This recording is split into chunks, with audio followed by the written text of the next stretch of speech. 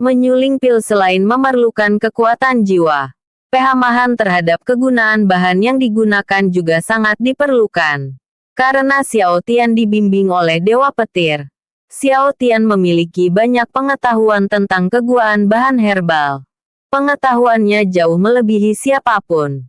Dia berhasil menciptakan puluhan pil penguat tubuh Lul 5 hanya dengan menggunakan api kecil miliknya. Dan juga hanya menggunakan sedikit kekuatan jiwa. Dia berhasil menyelesaikan penyulingan dalam waktu singkat.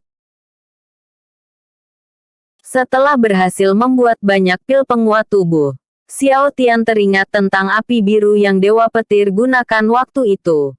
Soalnya meski Xiao Tian memiliki kecocokan dengan semua elemen, dia hanya bisa menciptakan api biasa yang berwarna merah.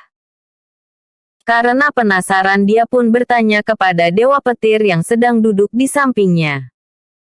Dewa Petir, api biru waktu itu, api apa ya? Yang ku tahu dari duniaku yang dulu, api biru jelas lebih panas daripada api merahku.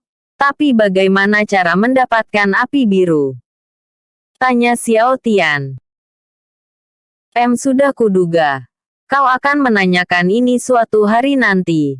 Api biru adalah api yang jauh lebih kuat dari api merah milikmu. Untuk mendapatkannya kau harus mencari inti api yang muncul dalam jutaan tahun sekali.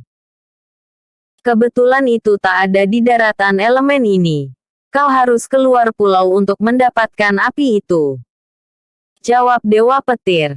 Apa tak ada cara lain selain mencari inti api itu? Ku dengar bahkan seorang dewa petarung tak bisa melewati perbatasan daratan elemen ini. Itulah sebabnya keempat kerajaan terkuat tak pernah keluar dari daratan elemen. Bagaimana mungkin aku yang masih petarung emas bisa menyaingi seorang dewa petarung?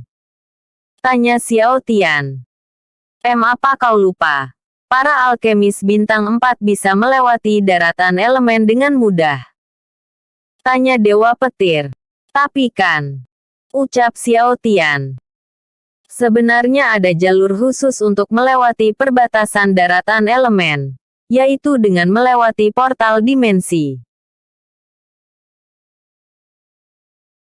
Portal dimensi hanya muncul 50 tahun sekali.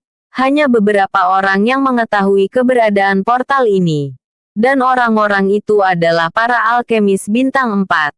Alasan mereka tak kembali dalam waktu dekat adalah karena portal itu hanya muncul 50 tahun sekali. Para alkemis merahasiakan portal itu, agar mereka dianggap istimewa dan tidak ditindas para pendekar tingkat dewa petarung. Begitu ya. Lalu kapan portal itu akan muncul lagi? Tanya Xiao Tian. 45 tahun lagi, jawab Dewa Petir. Hahaha. Itu terlalu lama. Teriak Xiao. Aku keburu tua kalau menunggu portal itu. Apakah tak ada cara lain? Tanya Xiao Tian. Ada. Jawab Dewa Petir. Katakan cara apa yang bisa kulakukan. Sambung Xiao Tian. Melewati jalan yang para pendekar tingkat dewa petarung lewati. Yaitu berlayar melewati laut dan menghadapi para iblis lautan. Jawab Dewa Petir. Kau ini ngajak ribut ya? Pendekar tingkat dewa petarung saja tak bisa lewat. Apalagi aku. Teriak Xiao Tian dengan kesal. Hehehe. Tawa Dewa Petir. Malah ketawa lagi. Katakan cara yang lain. Ucap Xiao Tian. Baiklah, selain cara yang tadi sebenarnya ada cara lain. Ini hanyalah cara yang diketahui para dewa. Kau beruntung karena aku berada di pihakmu. Ucap Dewa Petir sambil memandang Xiao Tian. Iya. Aku sangat beruntung. Katakan saja caranya. Ucap Xiao Tian sambil melambai-lambaikan tangannya. Hai. Kau ini tidak sabaran ya? Ucap Dewa Petir sambil menghela napas. Baiklah, aku akan menjelaskannya. Ucap Dewa Petir. Dewa Petir menjelaskan.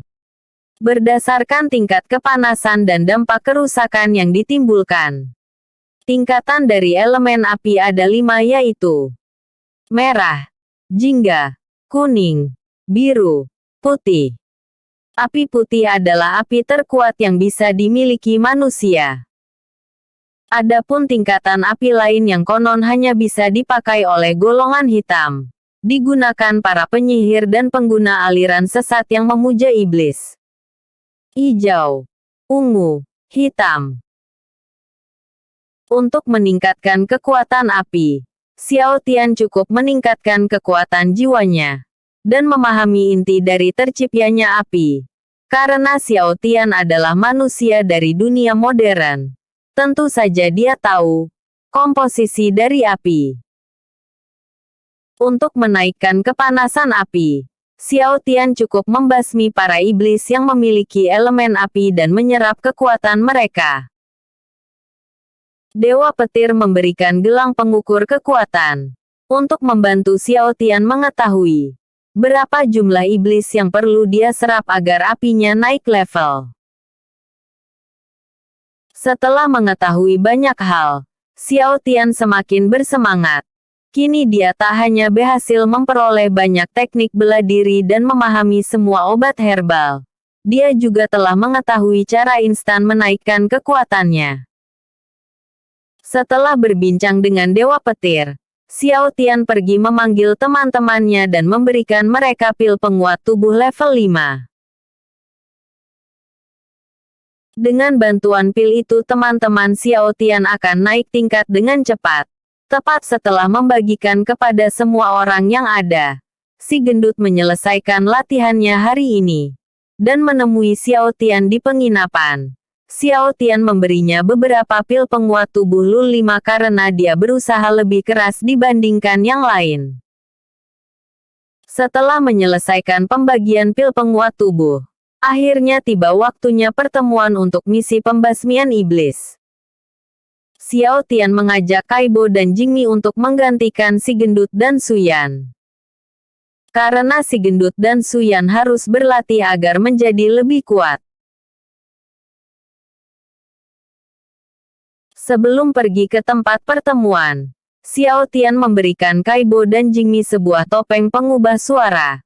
Dia sebenarnya membuat 2 topeng itu untuk diberikan kepada Suyan dan si gendut, karena mereka pernah menjadi buronan. Dan menurut ucapan anak buah Chunku, poster mereka sudah disebar luas. Tapi selama perjalanan Xiao Tian tak melihat poster apapun. Akhirnya dia tak memberikan topeng itu kepada Suyan dan si gendut. Topeng itu dibuat oleh Dewa Petir yang merasuki Xiao Tian. Selain memiliki fungsi mengubah suara, topeng itu juga memiliki fungsi untuk menyembunyikan hawa iblis. Xiao Tian memberikannya kepada Kaibo dan Jingmi. Karena dia ingat, kalau di pertemuan ini, mungkin akan ada para pemburu iblis. Jika mereka tak memakai topeng, identitas mereka akan diketahui.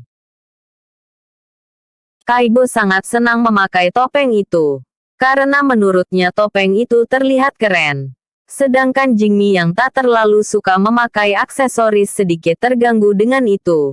Dengan wajah bingungnya dia bertanya, "Ayah Xiao Tian, kenapa Jingmi juga harus memakai topeng seperti Kaibo?"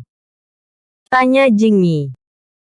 Ini berfungsi untuk menekan hawa iblis. Di tempat pertemuan nanti, akan banyak pemburu iblis yang hadir. Demi keamananmu kau harus memakainya ya. Jawab Xiao Tian sambil mengelus kepala Jingmi. Tapi, ucap Jingmi dengan wajah imutnya.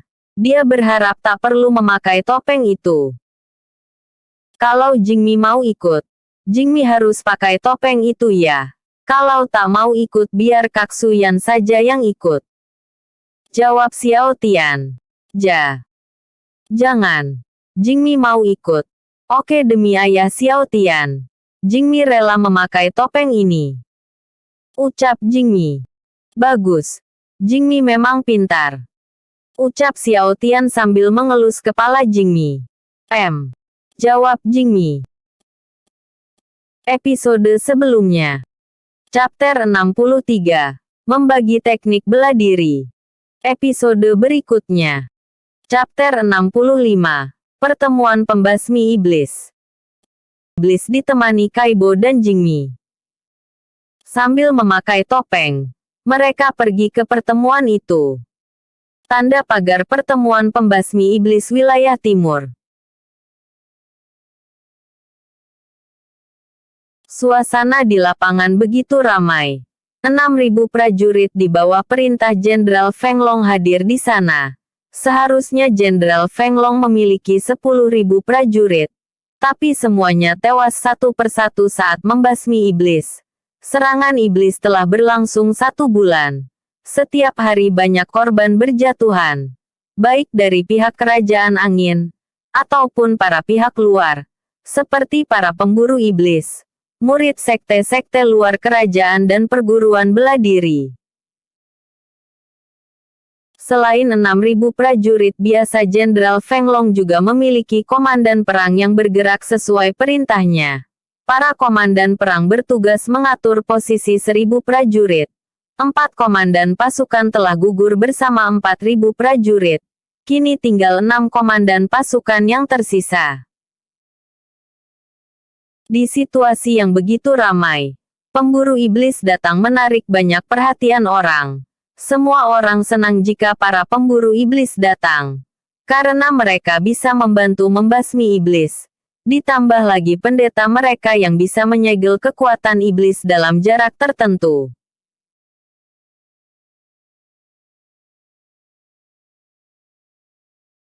Hari ini terdapat 1 pendeta dan 200 pemburu iblis dengan tingkat kekuatan petarung emas bintang 5. Kekuatan mereka jelas membantu karena kebanyakan prajurit yang ikut berperang hanya petarung perak bintang 7. Mereka bertugas membasmi para iblis yang lemah dan menghalangi para iblis memasuki kerajaan. Sedangkan iblis tingkat menengah diserang para pemburu iblis dan komandan pasukan. Untuk iblis tingkat tinggi, pendeta dan Jenderal Feng Long bertugas melawannya. Sedangkan sekte yang menerima misi bertugas membantu para komandan pasukan membunuh iblis tingkat menengah. Feng Ling akan berada di tengah para komandan pasukan dan dilindungi oleh sekte luar. Karena sekte luar yang bertugas adalah sekte Gunung Api, maka otomatis Xiao Tian bertugas melindungi Putri Jenderal Feng Long bersama para komandan pasukan. Semua orang menunggu sekte Gunung Api memunculkan diri, karena Xiao Tian belum juga sampai. Setelah beberapa saat, Xiao Tian bersama dengan Kaibo dan Jingmi datang sambil memakai topeng. Melihat kejadian itu semua orang terlihat kesal. Woi, apa kalian yakin ingin ikut misi ini? Kalau kau saja tak apa, tapi kau bahkan membawa bocah kemari. Bukan hanya itu, topeng kalian mencurigakan tahu. Ucap para prajurit. Iya. Apa sekte Gunung Api benar-benar mengirimkan kalian? Tanya prajurit C. Dia tak mungkin bisa jawab. Mana mungkin sekte Gunung Api mengirim pendekar tingkat rendah? Sambung prajurit D. Cukup. Teriak komandan pasukan 1. Setelah komandan pasukan 1 berteriak, semua prajurit pun berhenti berbicara. Sambil menatap Xiao Tian yang memakai topeng, dia berkata, "Jelaskan, apa sebenarnya tujuanmu kemari? Kenapa kau membawa 2 orang bocah kemari? Dan kenapa kalian memakai topeng?" Ucap komandan pasukan 1. Maaf jika membuat kalian merasa terganggu. Kami kemari untuk menjalankan misi pembasmian iblis. Dan kedua orang di sampingku bukanlah seorang bocah. Meski mereka terlihat kecil, sebenarnya mereka lebih tua dari yang kalian kira. Mereka hanya tak bisa tumbuh saja. Jawab Xiao Tian. Mendengar jawaban Xiao Tian, komandan pasukan 1 mengerutkan dahinya. Wajahnya terlihat kesal. Dia melangkah mendekat dan berkata, "Jangan mencoba menipuku bocah. Melihat usiamu saja aku tak begitu yakin dengan kemampuanmu. Apalagi kedua bocah cebol di sampingmu itu. Aku tak pernah mendengar kasus manusia tak bisa tumbuh dan terus terlihat seperti bocah 5 tahun. Saut Komandan Pasukan 1. Hai. Apa di sini tak ada kelainan gen ya? Padahal di duniaku yang dulu banyak orang dewasa yang tubuhnya tak bisa tinggi. Bahkan banyak yang tingginya lebih rendah daripada Kaibo dan Jingmi. Pikir Xiao Tian. Cebol. Pikir Kaibo. Kaibo berusaha menahan diri. Meski begitu marah karena ucapan Komandan Pasukan 1. Dia berusaha tak mengamuk. Hanya bisa mengepal tangannya karena tak ingin membuat masalah.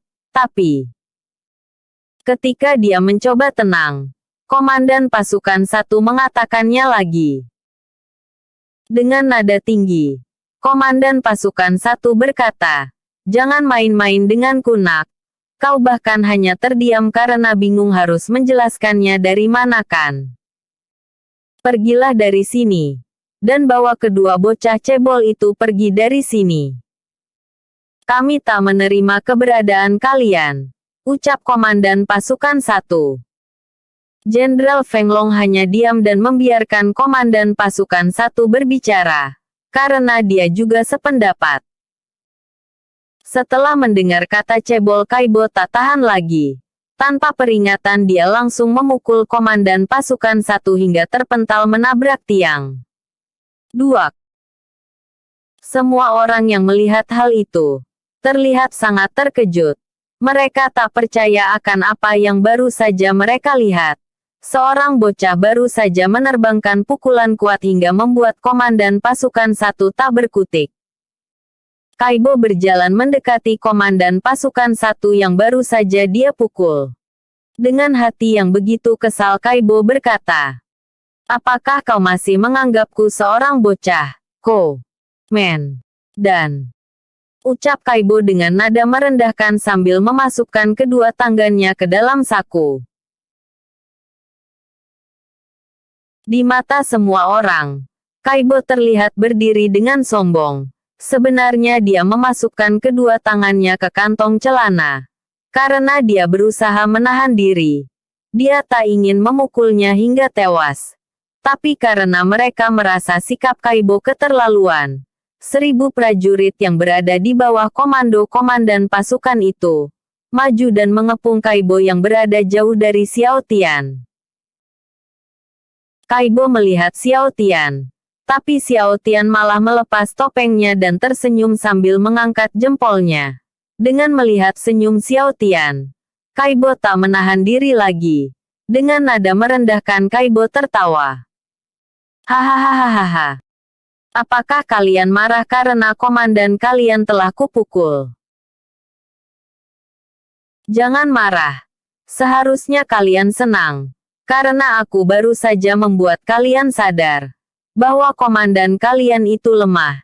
Jika dia terus memimpin kalian dalam membasmi iblis, dia hanya akan membuat kalian dalam bahaya. Sadarlah kalau komandan kalian hanyalah akan menjadi beban.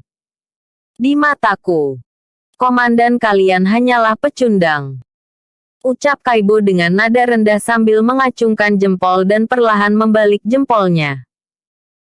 Karena tak terima dengan ucapan Kaibo, para prajurit langsung menyerbu Kaibo sambil berteriak, "Lancang sekali kau!" Saat semua prajurit berlari ke arahnya, Kaibo mengeluarkan gelombang kekuatan. Gelombang itu membuat semua orang dalam radius 30 meter terpental menjauh. Saat ratusan prajurit terpental jauh, Kaibo kembali meledek para prajurit. Dengan nada merendahkan dia berkata, "Dasar lemah. Mengeroyok seorang bocah saja tidak bisa.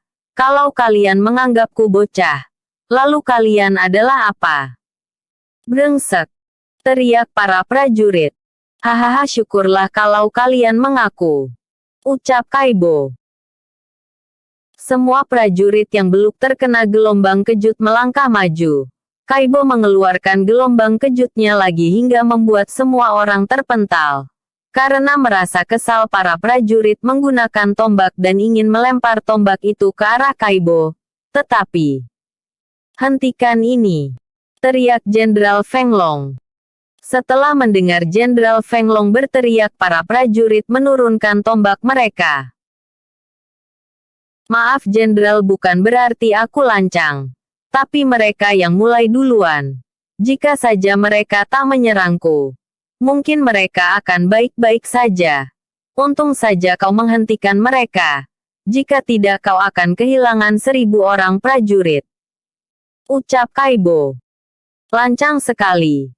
Kau bahkan tak memberi hormat kepada jenderal saat dia berada di hadapanmu," ucap para prajurit. Jenderal mengangkat tangan kanannya. Dia mengisyaratkan untuk semuanya diam. Dengan senyum di wajahnya dia berkata, "Maaf karena membuat Anda terganggu. Aku mengakui kalau semua kesalahan berawal dari prajuritku. Terima kasih karena tak membunuh mereka. Karena sebentar lagi matahari akan terbenam, sebaiknya kita pergi keluar kerajaan untuk bersiap melawan para iblis. Jadi tolong maafkan kekasaran prajuritku ya," ucap Jenderal Feng Long. "Baiklah. Aku akan memaafkan mereka. Demi menghormatimu. Tapi jika mereka membuatku tersinggung lagi, aku jamin mereka tak akan bisa bernafas lagi," jawab Kaibo. "Saya mengerti," sambung Jenderal Feng Long. Tak lama kemudian putri dari Jenderal Feng Long datang ke tempat pertemuan. Semua orang terpesona akan kecantikannya. Gadis itu melangkah mendekati Jenderal Feng Long dengan melangkah begitu anggun. "Ayah, apa kita bisa mulai sekarang?" ucap Feng Ling. "Tentu saja Feng Ling. Semuanya pergilah ke tempat biasa. Atur formasi dan ingat basmi para iblis. Dan kembalilah dengan selamat," ucap Feng Long. "Siap Jenderal," ucap semua orang yang hadir. Xiao Tian kembali memakai topengnya dan pergi menuju medan pertempuran. Episode sebelumnya. Chapter